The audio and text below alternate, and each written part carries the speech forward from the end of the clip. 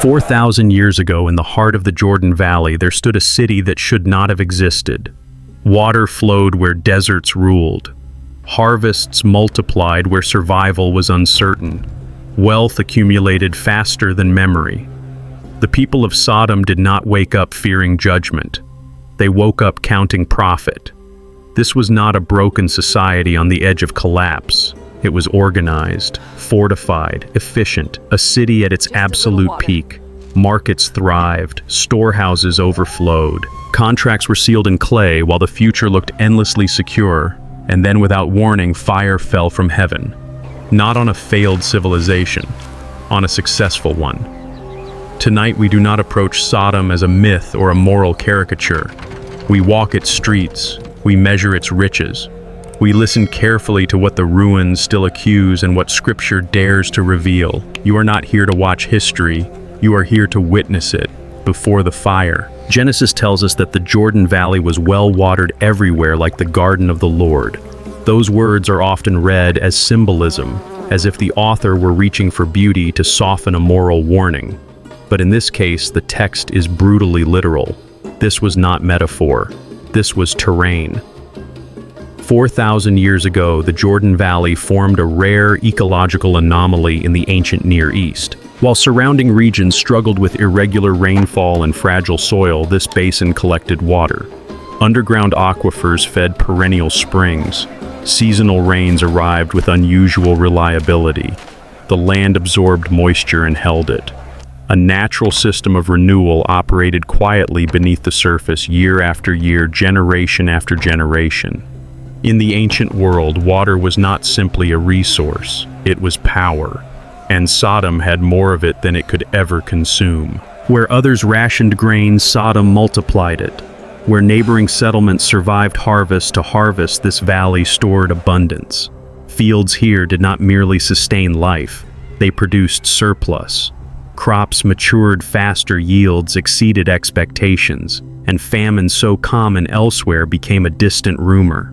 This was an economy that could plan years ahead, not months.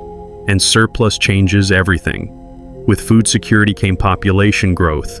With population came specialization. Farmers no longer needed to be warriors. Warriors no longer needed to be builders. Builders no longer needed to be traders. A complex society emerged, layered and efficient, each role supported by the steady certainty that tomorrow would be fed. This is how cities are born, not from desperation, but from confidence. Storehouses rose along the valley, packed with grain sealed against moisture and pests. Clay jars were stacked in orderly rows, some holding reserves sufficient to last entire seasons, even years. Archaeological evidence suggests that these stores went far beyond emergency preparation. They were displays of control, proof that nature itself had been mastered. But food was only the beginning. Beneath the soil of the Jordan Valley lay another gift, darker and more valuable than grain: bitumen, thick black naturally seeping from the earth. In the modern world, we would call it oil. In the ancient world, it was indispensable. Bitumen sealed ships and buildings, protecting them from water and decay. It bound bricks together, strengthened foundations, and turned mud structures into enduring architecture. Far beyond the valley, Egyptian embalmers relied on it for mummification, preserving bodies for eternity. Mesopotamian builders used it to waterproof canals and walls. Every empire wanted it. Few controlled it. Sodom did. Natural bitumen pits near the Dead Sea were among the most productive in the region. Controlling these pits meant controlling a supply chain that stretched across deserts and kingdoms. Caravans traveled immense distances for this substance, and every journey passed through Sodom's sphere of influence. Taxes were levied. Access was negotiated. Wealth flowed inward. Whoever controlled the pits controlled empires they would never see. And then there was salt. The Dead Sea was not a lifeless wasteland to ancient traders. It was a treasury.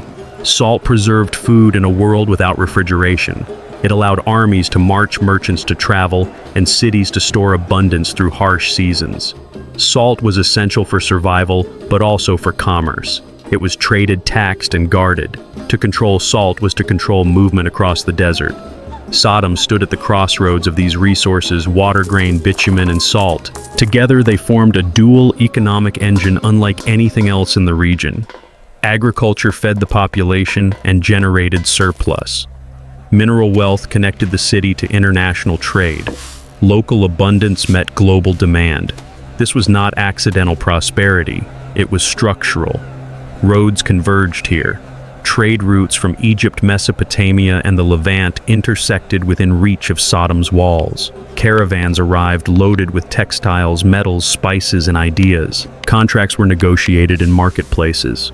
Agreements were recorded on clay tablets impressed with seals that represented families, guilds, and authorities. This was a city that understood systems, and systems create illusions. When abundance becomes predictable, dependence on the divine begins to fade. Rain no longer feels like a gift, it becomes an expectation. Harvests are no longer miracles, they are projections. Security shifts from heaven to infrastructure. Trust migrates from providence to planning. The Bible never accuses Sodom of ignorance. It accuses it of forgetting, because prosperity does something subtle before it does something destructive. It convinces a society that it is self-sustaining, that it has outgrown fragility, that the forces which once humbled it have been neutralized. Sodom's wealth was not just measured in goods, but in confidence. Confidence that walls would hold, that storehouses would last, that trade would continue. Confidence that tomorrow would look exactly like today, only richer.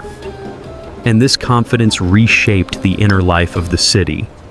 When survival is no longer at stake, values shift. Gratitude weakens. Urgency disappears. Moral responsibility becomes optional, then inconvenient. Time once spent securing the future is now spent enjoying the present. Leisure expands. Excess accumulates. And with excess comes a quiet question no one voices aloud. If we have everything, what do we still owe? The biblical text does not pause here to moralize. It simply describes the conditions. A valley overflowing, a city thriving, a system working flawlessly. Sodom did not stumble into wealth. It designed itself around it. It was engineered for abundance, because nothing in this world looked broken. As we step deeper into this world, pause for a moment. Ask yourself, if you had this level of security, this level of control over life and future, would you still need God? Leave that thought with us. This journey is not meant to be silent. Beyond the fields and storehouses, beyond the trade routes and walls, another kind of structure was forming inside the city, one not built of stone or wealth, but of choices. And it is there in the hidden architecture of Sodom's values that the story turns. This was not a village. This was a system. To understand Sodom, you have to stop imagining a scattered settlement of tents and mud huts and start seeing something far more unsettling, an urban machine. A place built not merely to survive, but to dominate. A city that turned geography into strategy, resources into policy, and human life into an organized rhythm of profit.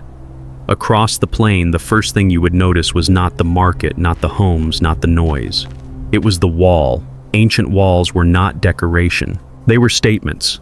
And here the statement was clear: whoever lived inside these fortifications believed they had outgrown fear. Archaeological reconstructions of major Bronze Age cities in this region sites some researchers associate with the Sodom narrative, including Tal el-Hammam, suggest defensive systems that were massive for their time: thick ramparts, towers, elevated gateways, and layered entrances designed to slow attackers into vulnerable corridors. A city that could survive sieges did not fear the future, but the wall was only the outer skin. The true city began behind it, where order replaced wilderness. Wide roads funneled movement towards central spaces, plazas where crowds gathered and commerce happened in public. Markets operated with a logic that feels almost modern: distribution points. Storage facilities regulated access, controlled entrances. The city did not just trade, it governed trade. It taxed it, protected it, and made it dependent on its approval. And that is how a local city becomes a global hub. Because Sodom sat near one of the most important intersections in the ancient world, the corridor between Egypt and Mesopotamia. Merchants traveling north and east had limited options. Water sources determined routes. Safe passage determined survival. And safe passage, more often than people admit, was bought. Caravans arrived carrying copper-tin textiles and crafted goods. They came with spices and resins, with tools and weapon parts, with foreign accents and unfamiliar prayers. They came in convoys not because they wanted to, but because the desert demanded it. And when they reached this valley, they did not merely rest, they negotiated. Every entry into a powerful city created a choice, pay or risk. So Sodom offered what empires always offer: order in exchange for submission. Guards at the gate, escorts for caravans, protected roads, secure markets. In return, there were levies, tolls, taxes written into agreements, sealed into clay, witnessed by officials whose job was to ensure the city's cut was never missed. The city's wealth was not only in what it produced, but in what it controlled. It controlled time. It controlled access. It controlled the flow of goods across a world that could not afford delays. And when you control the flow, you control the price. When you control the price, you control the future of those who depend on you. In places like this, contracts were sacred, not because the people were morally pure, but because the system depended on trust. In the Bronze Age, to break a contract was to threaten commerce itself. So legal culture grew like a second city inside the first scribes, witnesses, seals, penalties. Early finance did not need banks. It needed memory ink and fear of consequences, and Sodom had all three. Imagine a merchant from the Nile bringing linen, or a trader from the Euphrates bringing bronze. They enter a plaza filled with movement buyers, arguing, animals being exchanged, scales being balanced, officials watching. A scribe presses a stylus into soft clay, recording a quantity, a price, a promise. The clay dries, the seal hardens. A deal becomes permanent. To a modern eye, it looks like civilization. To the biblical eye, it looks like something else, a world that believes it can secure itself without God. This is why Luke's line lands like a blade. They were eating and drinking, buying and selling, planting and building. Those words are not a condemnation of normal life. They are a diagnosis of illusion. Life was not collapsing. Life was thriving. People were not panicking. They were investing. That is the terror. Because the day judgment came, it did not arrive in a city falling apart. It arrived in a city working flawlessly. No warning signs, no visible decay, no public emergency. The streets were still busy, the storehouses still full, the deals still being made, the gates still guarded. Civilization was functioning perfectly. And this is where the documentary lens tightens. Because a city can be advanced and still be spiritually sick. A society can be organized and still be morally hollow. Walls can protect a population while also isolating its conscience. Bureaucracy can create stability while also creating distance between the wealthy and the vulnerable. Markets can thrive while compassion starves. Here, the architecture becomes theology. A fortified city is not only a defense against enemies, it can become a defense against responsibility. When you can close your gates, you can close your heart. When you can regulate who enters, you can decide who deserves help. When you can pay guards, you can outsource mercy. And once mercy becomes optional, it becomes rare. In this world, the poor do not simply suffer. They become invisible. The outsider does not simply struggle. He becomes a threat. The stranger does not simply ask for shelter. He becomes a problem to be managed, not a human to be honored. Because that is what systems do when they lose their soul. They reduce people into categories: useful or useless, insider or outsider, profitable or inconvenient. This is the moment where Sodom stops being a distant ancient city and becomes a mirror. It is easy to imagine wickedness as chaos, violence in the streets, collapse at the borders, a society tearing itself apart. But Scripture presents a more disturbing possibility. Sometimes wickedness wears order like a robe. Sometimes it is disciplined, efficient, polite. Sometimes it signs contracts and builds walls and smiles at the market while something inside rots quietly. There is a silence in the biblical narrative at this point, a silence that should make us uneasy. Genesis does not list Sodom's crimes like an indictment. It shows us a world where wealth is normal, where power feels stable, where life continues unbothered. And then it introduces a traveler. Not an army, not a rebellion, not a plague, a visitor. Because in the Bible, judgment often begins not with thunder but with a test, a quiet moment, a door, a choice to welcome or reject. And the more sophisticated a city becomes, the more revealing that test is. If this city disappeared today, historians would call it a miracle of progress. If you feel the tension growing, stay with us.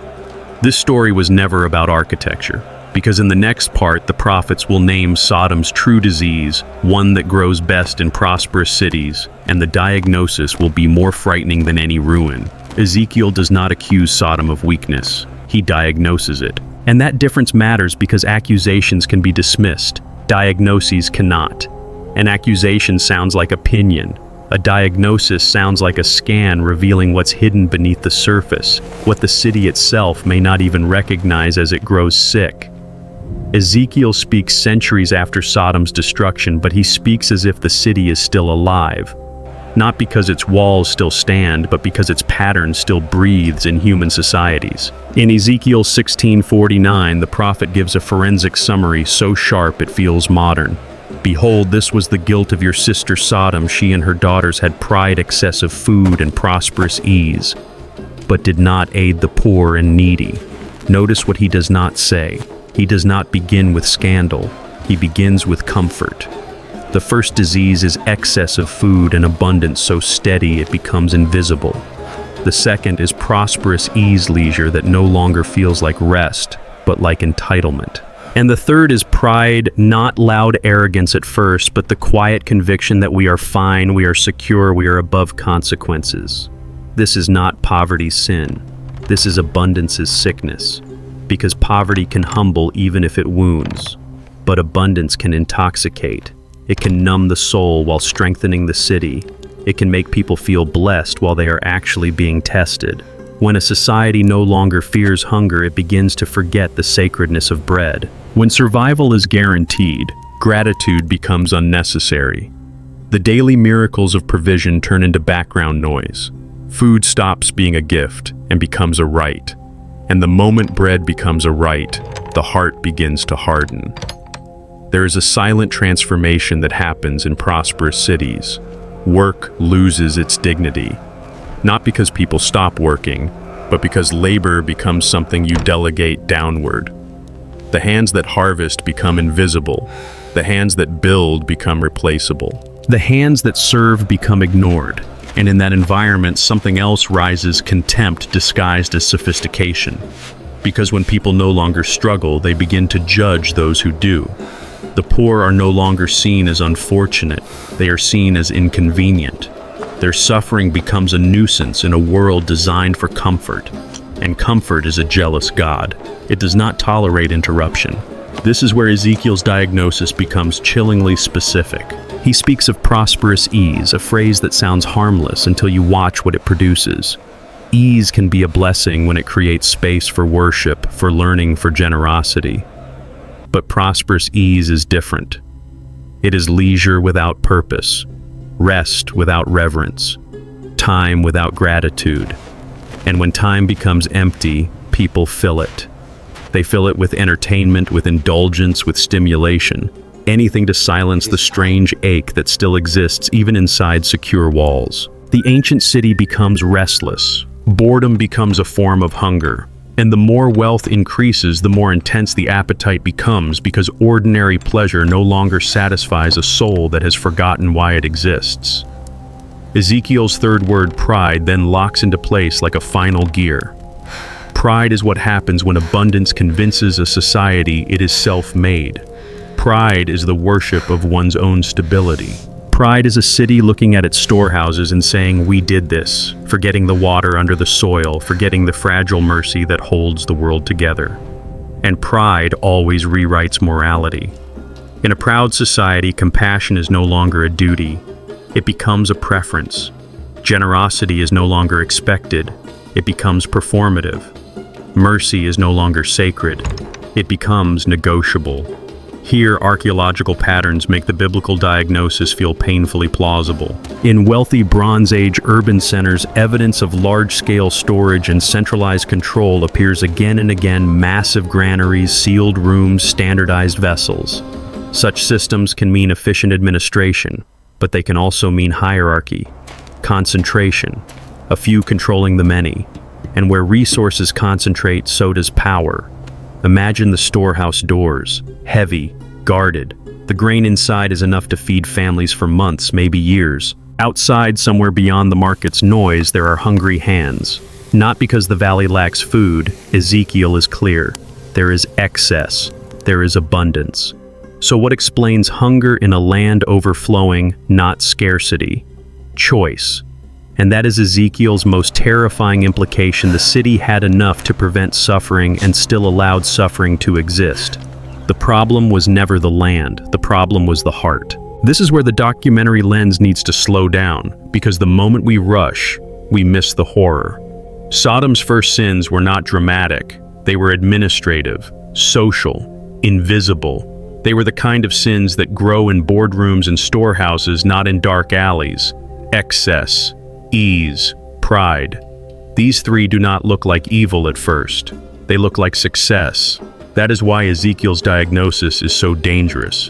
It suggests that a civilization can be decaying while appearing healthy.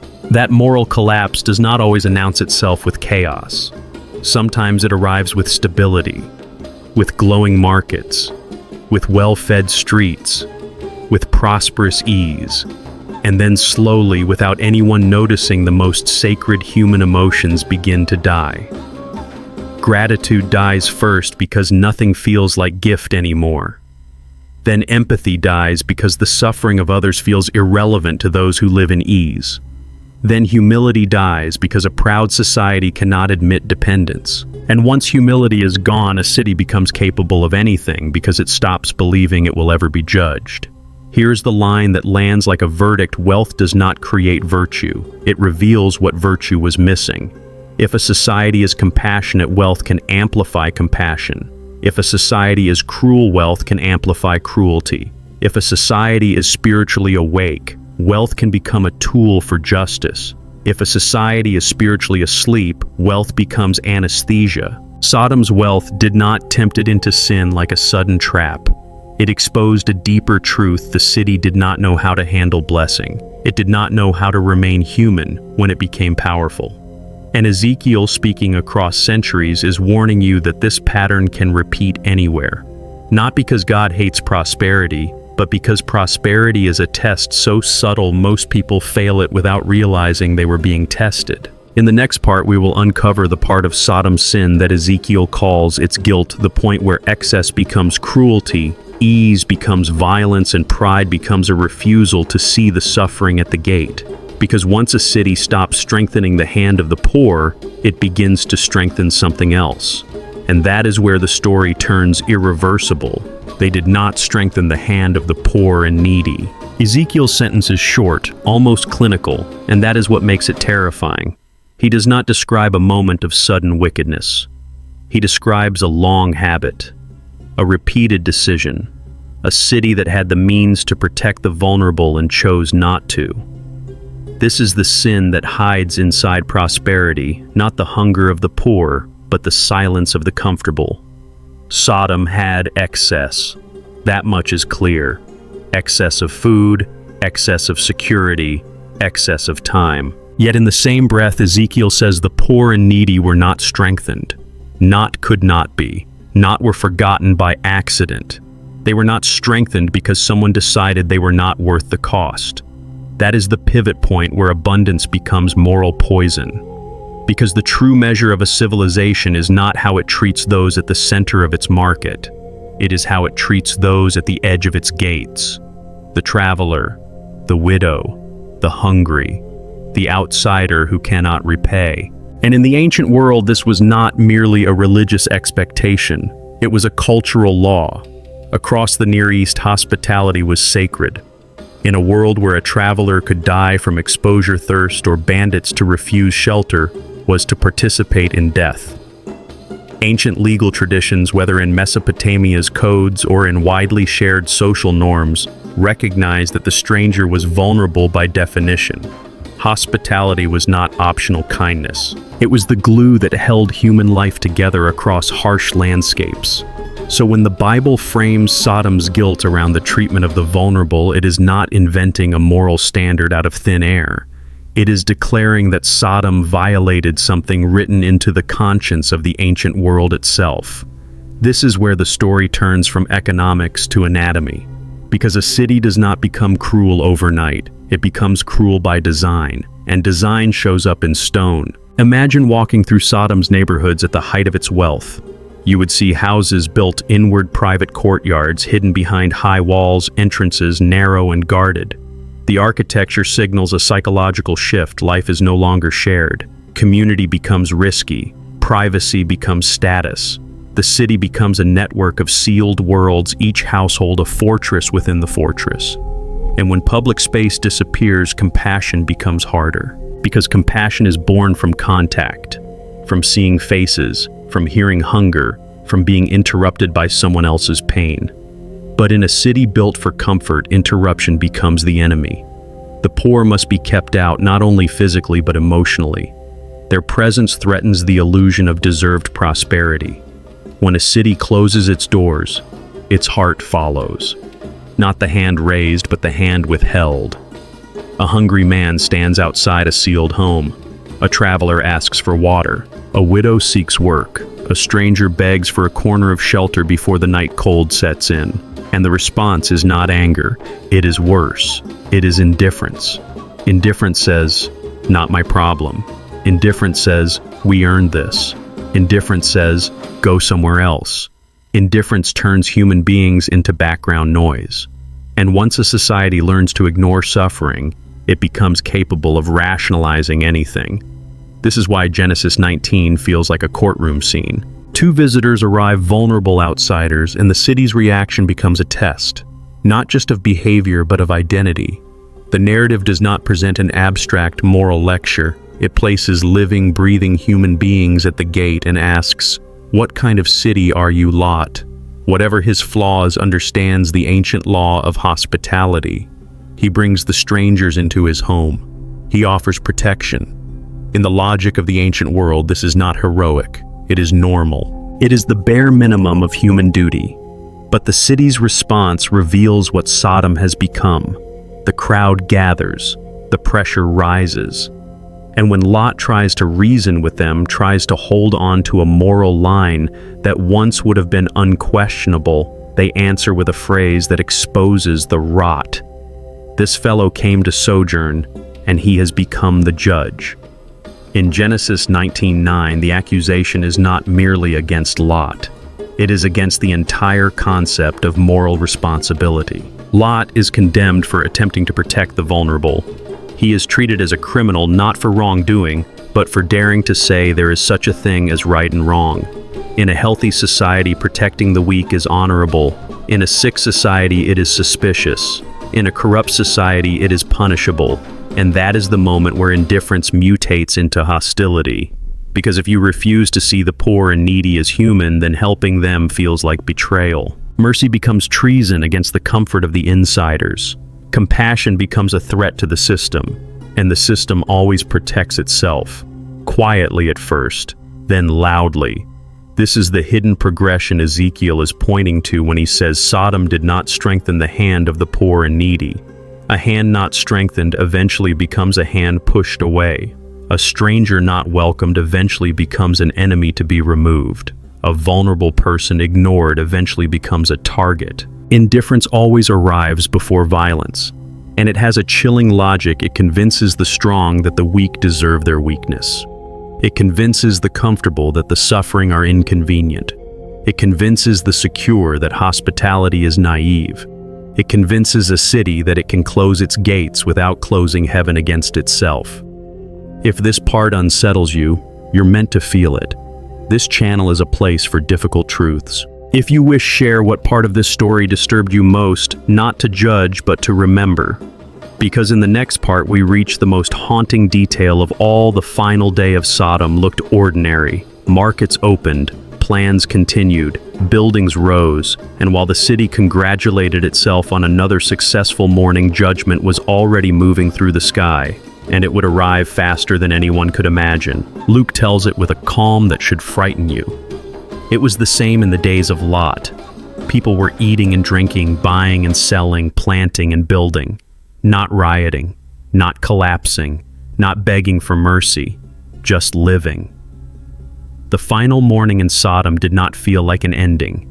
It felt like momentum. Gates opened. Merchants argued over weights. Builders shouted measurements. Farmers planned the next planting. The city's machine kept turning smooth as a wheel, so smooth that no one heard the approach of judgment. Judgment did not interrupt their lives. It ended them mid-sentence. That is the unbearable detail the New Testament preserves because it exposes the oldest human mistake we assume, that because the day looks ordinary, we are safe. We think normalcy is proof of innocence. We treat routine as a shield, and Sodom at its height mistook stability for immunity. Then Genesis speaks and the language becomes technical, almost stark. Then the Lord rained on Sodom and Gomorrah sulfur and fire from the Lord out of heaven. Sulfur, fire from the sky. The text does not describe a siege, it describes an event. In the ancient Near East, sulfur was not an abstract symbol. It was known sharp choking associated with burning, with purification, with devastation. Brimstone is simply the older word for sulfur. The Bible is not trying to impress you with poetry here. It is giving you a verdict in the vocabulary of catastrophe. And it insists on suddenness. Luke continues, "But the day Lot left Sodom, fire and sulfur rained down from heaven and destroyed them all." The turning point is not when the city got worse. The turning point is the day Lot left, which means the last hours were not marked by visible collapse. They were marked by one quiet mercy, a warning given, a door opened, a chance to move. The tragedy of Sodom is not that no one was told. The tragedy is that normal life sounded louder than the warning. Because the Bible's judgment narratives are never written to satisfy curiosity. They are written to expose the anatomy of refusal. The story forces one question: what do people do when mercy knocks before justice arrives? In Sodom, mercy was treated like an intrusion. Now step carefully into the modern debate, not to sensationalize, but to understand why this story still refuses to die. Archaeologists working in the southern Levant have identified destruction layers at multiple ancient sites, signatures of cities that ended violently, burned materials, collapsed structures, abrupt abandonment. One site, Tal el Hammam, has been proposed by some researchers as a candidate connected to the broader Sodom tradition. Those researchers argued for an extreme high-temperature event, even suggesting an airburst scenario citing melted materials and high-heat indicators. But here's the twist: this claim is contested. The 2021 paper advancing the airburst interpretation was later retracted by the journal, and critics have challenged the methods and conclusions. So we do not handle this like a solved case. We handle it like an investigation. Evidence exists for destruction, but the mechanism and the link to the biblical narrative are debated. And that tension matters because the Bible does not require you to pin the story to one modern theory in order to hear its warning. Scripture is not fragile. It does not depend on a single headline. What it does insist on is moral causality. Sodom's end is not framed as an accident of nature. It is framed as the consequence of a society that crossed a line it could not see anymore. A city that had abundance but treated mercy as optional. A city that had security but used it to close its gates. A city that had time but filled it with pride. The land did not die first. Mercy did. And once mercy dies, judgment is no longer random. It becomes, in the Bible's view, the final act of truth, the unveiling of what was already real. There is another quiet detail people miss. The biblical story does not linger on spectacle. It lingers on choices. On a man hesitating at a doorway. On a family stepping out while the city stays behind. On the thin space between escape and attachment. Because the real battlefield was never the sky above Sodom. It was the heart inside Sodom. God's judgment is not portrayed as a tantrum. It is portrayed as a final separation between those who respond to mercy and those who refuse it. And here is the lesson that lasts far beyond ancient ruins and modern debates. Civilizations do not fall only because they lose wealth. They fall because they lose the capacity to care. Because when a society trains itself to ignore the vulnerable, it is rehearsing for something darker, whether or not it ever names it. The story of Sodom is not preserved so you can point at an ancient city and feel superior. It is preserved so you can recognize a pattern before it becomes irreversible. The Bible is not inviting you to mock the ashes. It is inviting you to fear the quiet steps that lead their excess, without gratitude, ease without purpose, pride without humility, and comfort without compassion. The most dangerous time is not when a city is starving. It is when it is flourishing. Because flourishing can numb the conscience, and a numb conscience will always mistake patience for permission. So as we leave Sodom behind, do not imagine a myth fading into the desert. Imagine a warning etched into history that prosperity can build towers, but only mercy can hold up a civilization. And now in the next part, we will name the core of Sodom's guilt in the prophet's own words, because Ezekiel's diagnosis has one more edge and it cuts closer than most people are prepared to admit. Sodom was not destroyed because it lacked knowledge, strength, or wealth. It was destroyed because abundance outpaced compassion and comfort silenced responsibility. We walked its fertile fields, its fortified walls, its thriving markets, and discovered that the real collapse began long before the fire, when mercy quietly disappeared. This story ends here, but its question does not. What kind of city are we building when no one is watching? And what do we choose when help becomes inconvenient? If this journey stirred something in you, leave a trace, a thought, a question, a reflection. Share this story with someone who still believes ancient history has nothing to say. If you found value here, like the video, subscribe, and stay with us as we continue uncovering the hidden patterns of scripture and civilization. Because the ruins of Sodom are silent, but the warning is not. And the next mystery is already waiting beyond the horizon.